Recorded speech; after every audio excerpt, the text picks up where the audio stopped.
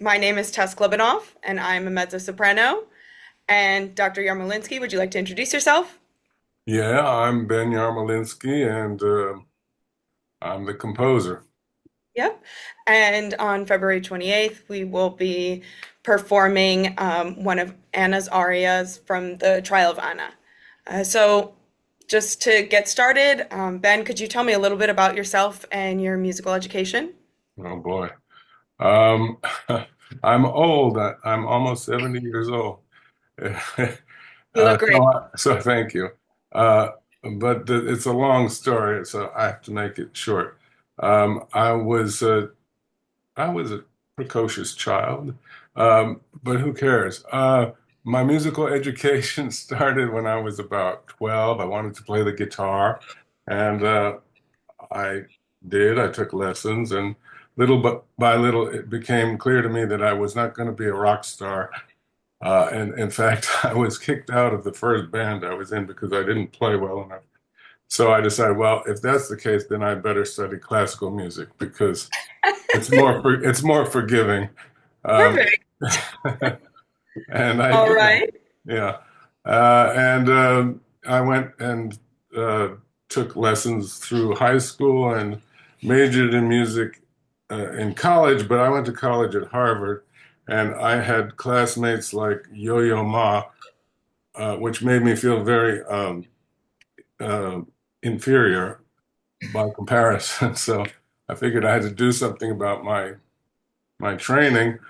Right. And I went to Paris and I studied with Nadia Boulanger for 2 years. She was very old, and I guess I was 19 when I went. And I did very basic harmony with her and learned solfege and keyboard and things like that. But I always felt like Johnny come lately because I was a beginner at what I felt was a very advanced age at the time. Uh, Sure. yeah, now I'm even older and I still feel like a beginner. There you have it. Well, Um, I feel like our education never stops no matter how old you I are. guess I not. totally understand. Yeah. But then I did go on and get a doctorate at the City University of New York, and I studied with a couple of eminent composers, including David Del Tredici, Ned Rorem, and others. That's wonderful. So your doctorate is in composition. It is, Okay. with a minor in ethnomusicology, because I wrote a monograph on Moroccan music, which is something I studied. That's really cool. What drew you there? Oh, well, uh, that's another story. I After college, I was hanging around in Cambridge, and the headmaster of the American School of Tangier came by looking for a music teacher, and nobody else wanted the job, so I volunteered and went to Morocco, where I stayed for 4 whole years. Wow, that's amazing. So Yeah, what was that before or after Paris? after Paris. Okay. That's really cool. Well, that's the story. That's awesome. Yeah. Okay. So then after your doctorate, when did you start composing? Good question. I, I tinkered with musical ideas from early on, but I didn't actually write them down much until I was in my late teens. And I wasn't competent to be a composer, and I realized I wasn't, but I wanted to be a composer, so I figured if I learn enough, maybe I can start being one. And I began to write in my late teens, early 20s, I guess. Okay. Yeah. Very nice. Mhm. I noticed a lot of different political themes in your various compositions, Mhm. like in the Clarence and Anita opera and the Constitution oratorio. What is your background there? Well, I was born in Washington, D.C., so naturally, uh, politics was something I was used to early on. My father worked in the Kennedy and Johnson administrations, and politics was in the air in my family and among people I knew. Uh, but I didn't really plan it that way. That is to say, Yeah. I didn't really plan to be a political composer as such. It just seemed to be something to do. And uh, I guess the constitutional piece was something I started in 1988. I thought it would be a great idea to make an oratorio out of the Constitution. That was just an idea I had, but the other things just struck me as being as crying out for musicalization, particularly the Clarence and Anita piece, which is based on the confirmation hearings of Clarence Thomas uh, to the Supreme Court. And I just thought to myself, this has to be turned into an opera. It's crying out for it. And likewise for the trial of Anna piece, it just grabbed me. It wasn't Yeah, something I could I could avoid. It felt like. sure. Hmm. That's so interesting, and I think it's really exciting. And the full work of Clarence and Nita has been performed a few times, right? Yeah, yeah. I feel like it hasn't really had a full-fledged production. It had a couple of performances with a small ensemble. I envisioned it as being fully orchestrated, and it has not yet had a fully orchestrated performance, but it has been done with a small combo, and it's been done with piano on several occasions. But again, I feel like it still needs a full-fledged production.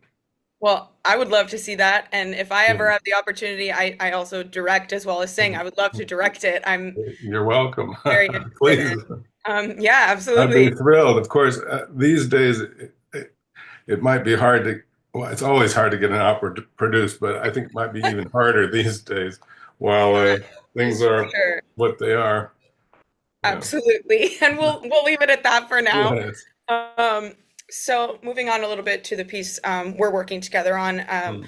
what drew you, like you said, you felt like you were drawn to the story of Anna Stubblefield and you couldn't help but write it. It was yelling out to be written, but how did you come upon the story? How did you find out about it? And for those who aren't familiar, is I it could give a little, possible to yeah, give like, a little thumbnail yeah, description. Yeah, I came upon an article in the New York Times Sunday magazine.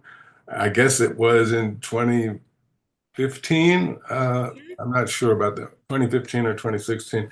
Um, and a wonderful description of it was called The Strange Case of Anna Stubblefield. And I think the writer, the journalist was named Daniel Engber.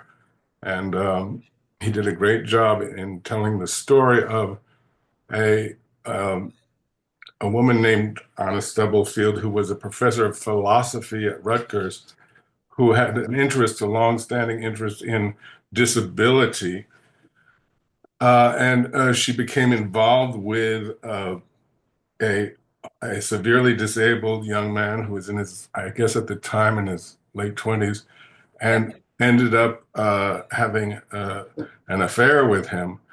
Uh, and falling deeply in love with him, or so she thought.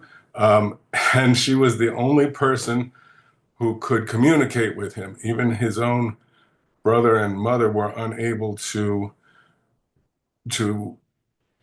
establish communication using this technique called, what is it called again?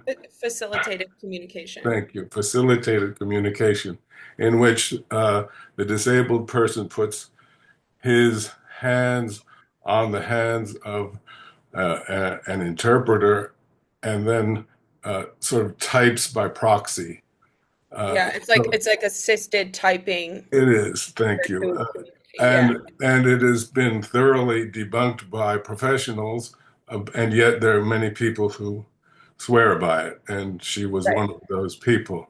Then the affair was discovered by the young man's family, and they brought charges against her, and she was indicted and tried in New Jersey and convicted of sexual assault.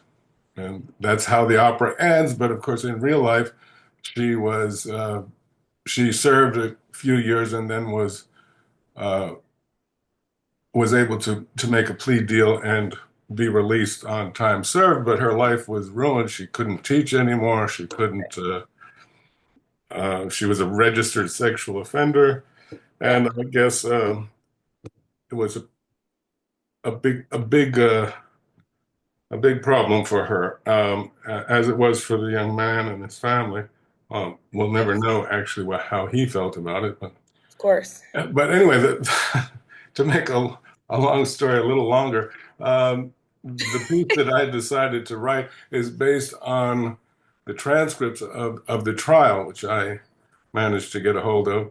And that's most of it, but there's also a scene in the jury room. Of course, that's not part of any transcript. And for that, I wrote a sort of little musical theater piece where some of the jurors express various opinions about the case.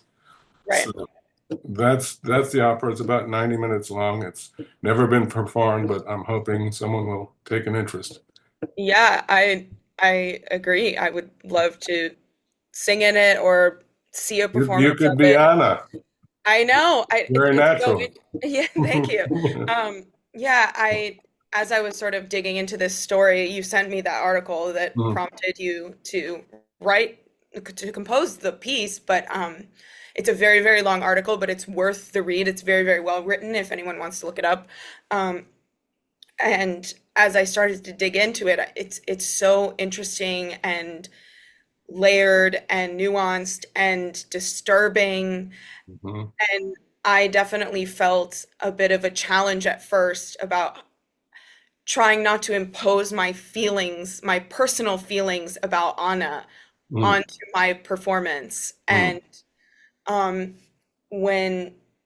when we as performers are asked to embody characters that we don't agree with or that we don't fully understand their motivations, how we sort of make that work for ourselves, and that has definitely been my personal challenge. But also, I've really enjoyed it because I think you know people aren't just good and evil. I believe that Anna believes that she loved this man, and I believe that she's deluded and wrong, mm, but I don't think she's evil in the same way that maybe it appears at first. I mm, think she's very mentally ill and very deluded. mm. And so then where does that leave you on a morality standpoint and how to approach that? It's definitely one of the biggest challenges, but I've found that a good experience for me to Yeah. sort of Well, step into that role. she's certainly an operatic character, isn't she? Oh I mean, my gosh. I mean, in I a mean, sense, talk about drama. yeah, Ooh, I yeah, mean, there's some operas out there with some juicy plots, and this is quite the story for sure. right. But see, nothing happens in the opera. It's just a recounting, and of the trial, really nothing Sure. more. But you sense all this sort of underground emotions that are seething, uh, and I think that's enough. I don't think you need to act out anything from the story to feel the power of the drama. I agree. I think I when I originally talked to you about your motivation for writing the piece, and I asked you what you think of Anna, and you said you didn't want to tell me, I and you weren't didn't going want to. to tell No, me. no, And that struck me as very interesting too, because it seems like then the object of the piece is to sort of leave that up to the listener, the observer, the audience. no. And I hope, I mean, if it's ever done, I hope it arouses as much controversy as possible. I mean, I think it's extremely, it's not something that is simple, and it does arouse strong feelings in people. Obviously, I know that because I've followed the back and forth on the internet, and Yeah. people are just wild to express how they feel about it. And many people are uh, that they're vindictive and they think she should be punished. Others say, well, poor thing, it just overwhelmed her. She didn't do anything wrong. And then, of And course, and and there's all the there's other in the innocent between. man stuck in the middle as Yeah, well, yeah. and no one can really speak for him either, and that's the Right. And then it part. touches on disability rights and the current And it's movement. very interesting. So sorry, I didn't mean to cut you off. If you No, had no, I have nothing further to say except I really would love to have it done. yeah. That's the main thing. And I echo what I said before. I would love to either perform in it or direct it or Yeah. both. I think that would be very rewarding. And I think the best art is something that sparks controversy for sure. It's Hmm. certainly provocative subject matter. Right, Um, that's a good word. yeah. So, okay, we kind of already talked about your hopes for the future of the opera being Hmm. performed in full. That's a given. And Hmm. if I have anything to say about it, we're gonna get this performed. Okay, great. And so, sort of moving on to an unrelated subject, I have to ask you about the Friends and Enemies of New Music. Um, And what is that, or what was that organization? And I know the name, the Friends of and Enemies of New Music, is very amusing to me. yeah. And also, I think somewhat related to the concert that we're doing. Hmm. Obviously, we're doing a lot of new music. Yeah. It's, From well, many different styles and and 100% new viewpoints. music, I guess. So, can you talk a little bit about that organization? How Sure. you got involved? When I was in graduate school, uh, I got to know some of my fellow students, composers, and if you want to have your music performed in New York, pretty much have to do it yourself, unless you Sure. have a lot of money or some connections. So as many young composers do, we pooled our resources and wrote grants and formed a group. And I take credit for the name, but I really shouldn't because there was a group in Hartford, Connecticut, I believe in the 20s or 30s, formed around the premiere of Virgil Thompson's Four Saints and Three Acts. And I should know the date, but I don't know exactly when it was. I suppose it was the 30s. There's a man named Chick Austin who was, I believe, affiliated with the Athenaeum Museum in Hartford, and he and other people with a little bit of money got together and created a group called Friends and Enemies of Modern Music, and that's where I got the name. But I figure nobody writes modern music anymore. We write new music, whatever that means.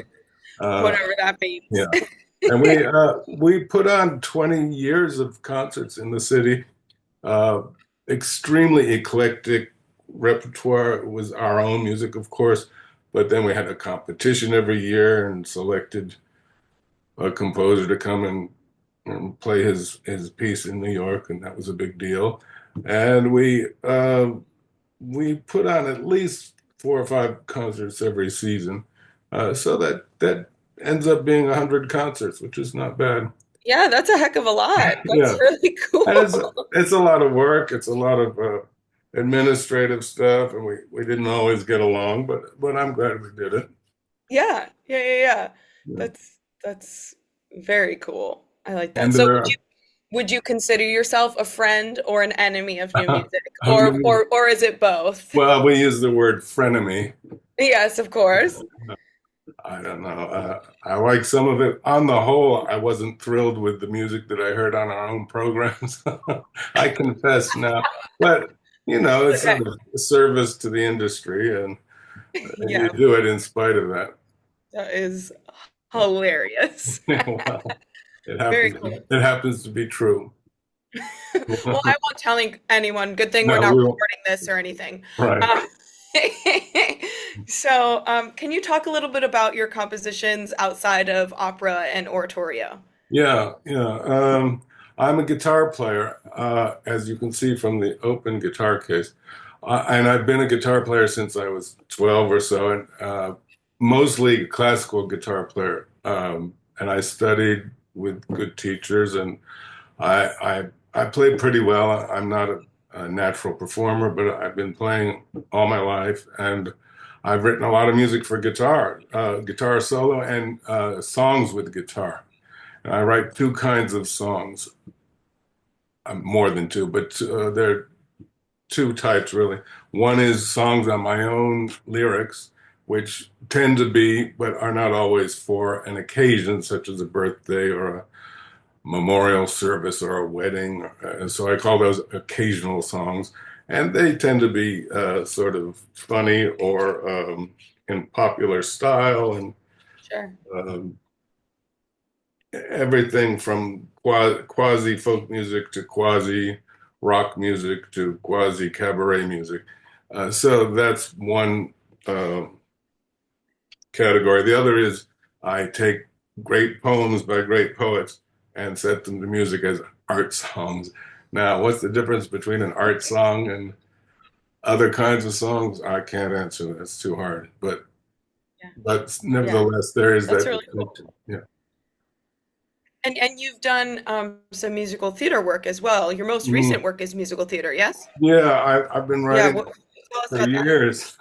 I was writing this piece called Music Appreciation because I made my living as a professor of music at a community college, and mostly what I did was to teach young people who'd never heard classical music or very little of it, to teach them in one semester the history of European art music. And so I have lots of experience with that particular way of life and the resistance that it brings and occasionally the enlightenment that it brings. And I wanted to write a musical theater piece about it, and I did. It took forever, but I was just given a reading last September, and it went over pretty well. Of course, it needs work. Of course, it will take it'll take a lot to get it onto a fully produced stage production, but it could happen, and I'm pursuing that.